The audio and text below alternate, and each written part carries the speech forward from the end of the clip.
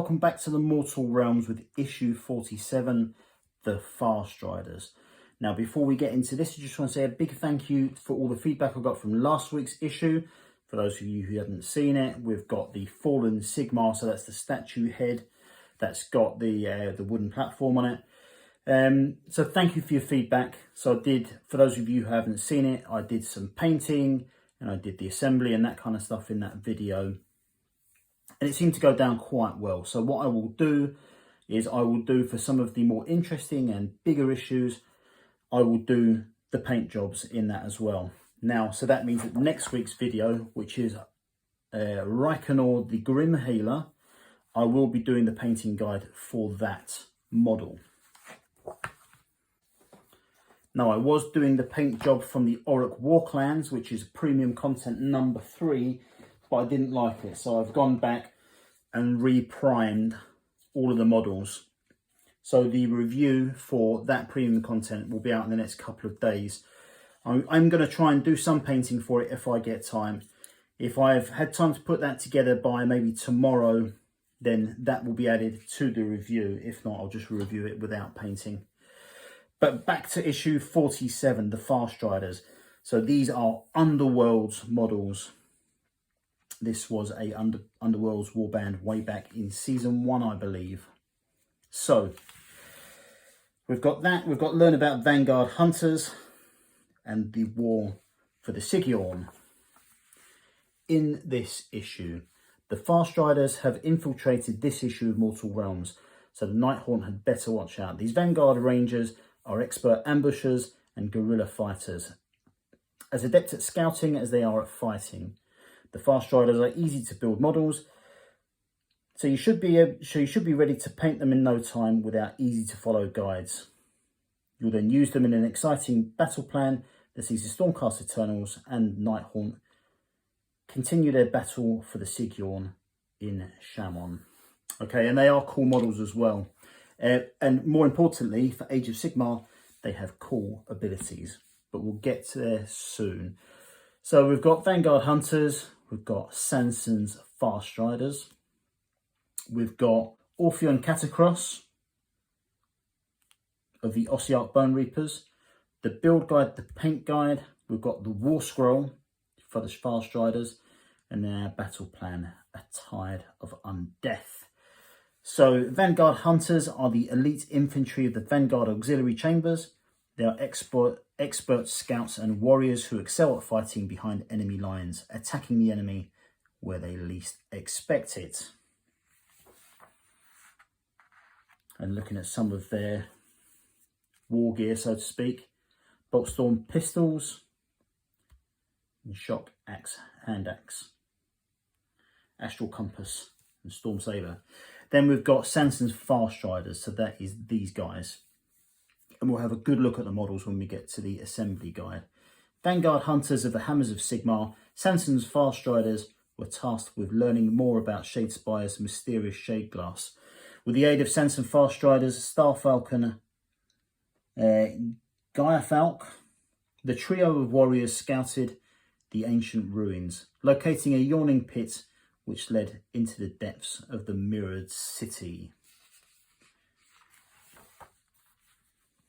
Okay, and they've got a little bit about each one of them. Then we move on to Death, Orpheon Catacross, Mortarch of the Necropolis. Orpheon Catacross is the Mortarch of the Necropolis, an immortal strategist who coordinates not just the battle before him, but a campaign of conquest that spans the mortal realms. Those who seek to strike him down are slain by the champions who accompany him, or carved apart by the Mortarch's glaive. I am not sure about these bigger models, these huge models with multiple, a huge base with multiple models on it. I think that from the outset they look brilliant, but I'm not sure. Number one, it's going to be a pain to paint and take a very long time. And number two, I just don't know how cool they look just going across the battlefield just like that. I do think it looks awesome, but more of a showpiece than anything else, than something to play. Okay.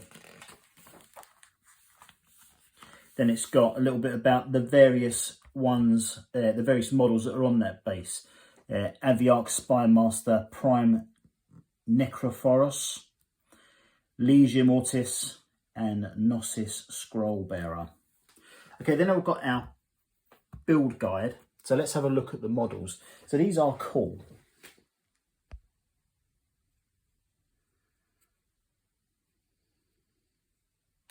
Very nice.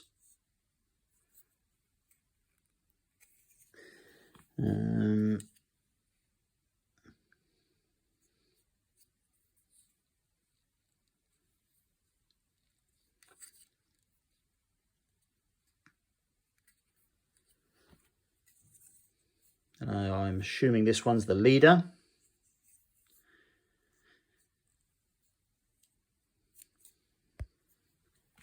So they are all push fit. I added a little bit of glue, but yeah, they went together very easily. I think 3 or 4 parts for each model, except for the last one, which was I think 5 parts. Then we've got the paint guide, which will bring them up to this standard, which is quite a way forward. So that's good. That is good. Okay, War Scrolls, the Farstriders. Samson Farstrider is one of the most experienced and respected hunter primes of the Hammers of Sigmar, and his band of hard-bitten veterans have always been chosen for the most death-defying and critical missions behind enemy lines. So we've got the Boltstorm pistol for all of them. 2 attacks, 3 ups to hit and 4 ups to wound with just 1 damage. Then they've got a shock hand axe or storm saber. So the hand axe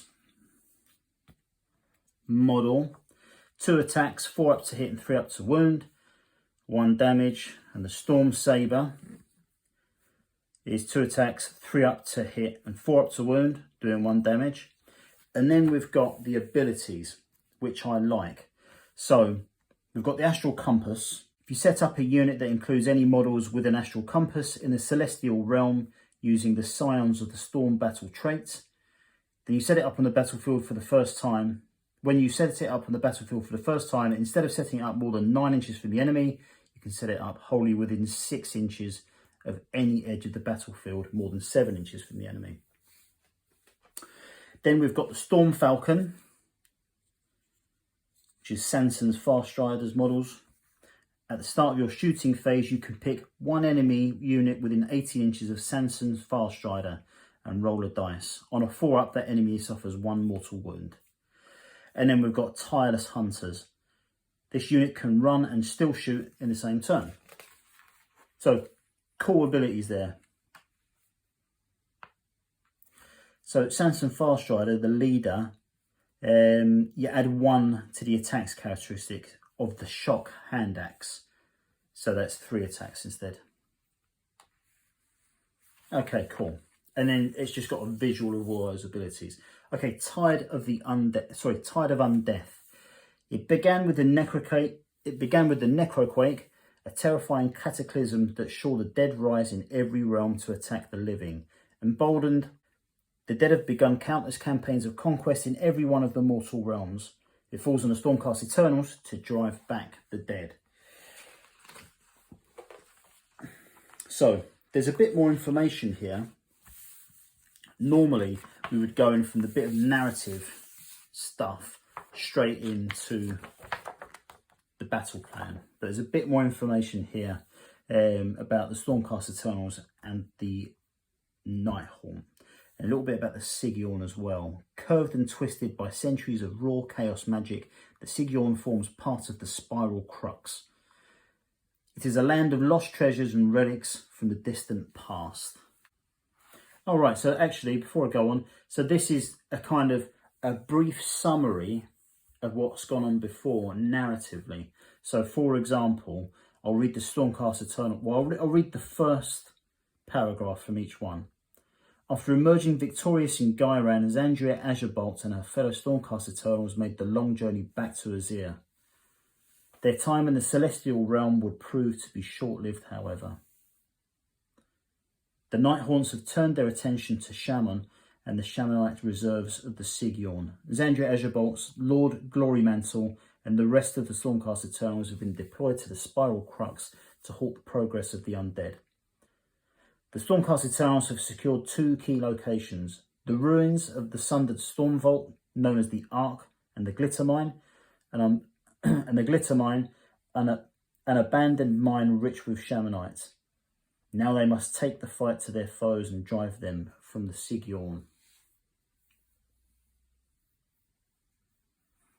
And then the Nighthawk, after their crushing defeats in the ruins of Summersong, the Nighthawk processions retreated Shyish to face the wrath of their queen, Lady Olinda. The Veiled Lady's rage, however, swiftly dissipated, for Nagash had given her a new mission.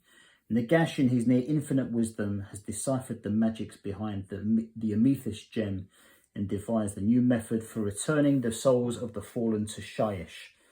By combining Shamanite and superheated grave sand, he could recreate multifaceted gems capable of shackling the departed souls of Stormcast Eternals. Where his army supplied with such deadly items, he could reclaim the souls denied him by Sigmar and ensure that the soul wars end in a crushing victory for the dead. Lady Olinda now leads the Nighthawk processions to the Sigyorn, tasked with retrieving as much Shamanite as possible. So far, her lieutenants have been leading the charge. The Geists must hold back the Stormcast Eternals and escape with their haul of Realmstone. So, battle-wise, it's quite a small force and it's just done on one map. Obviously, we've got our terrain on here as well. There's 2 objectives in the middle, 6 inches from the edge, from the middle, sorry.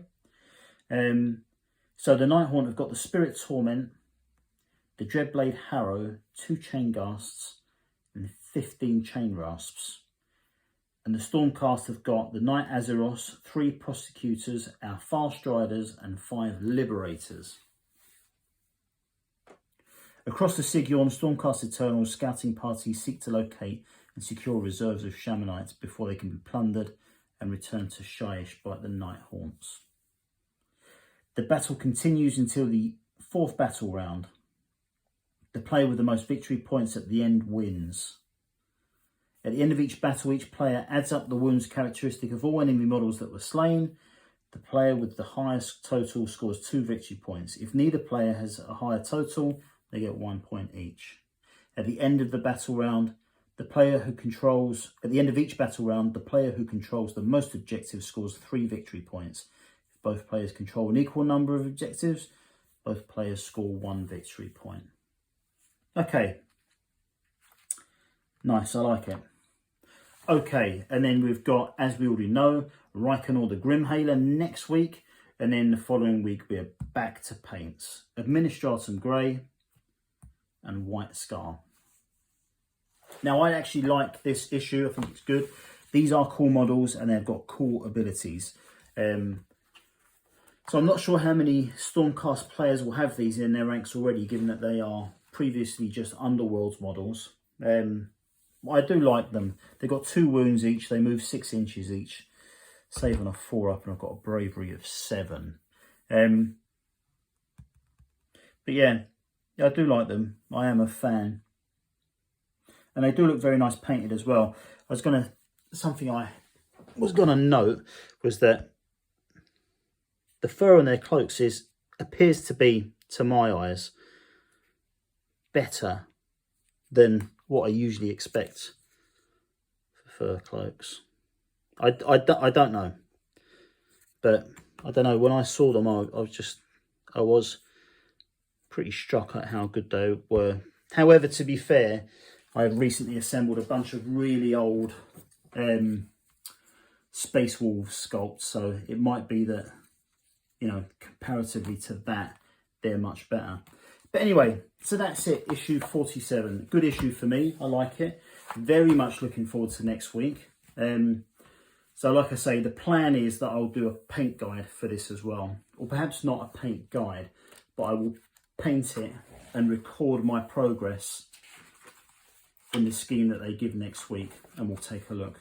Yeah, my next video will be looking at Warcry and where we start. If you're a new player to Warcry, where's the best place to start? Because we've got so many books now, so many publications, that I imagine that people who haven't started Warcry yet will need to know where to begin. So that will be on my next video, followed by some lovely iron jaws. But anyway guys, thanks for watching. Please subscribe if you haven't already, and I'll catch you later.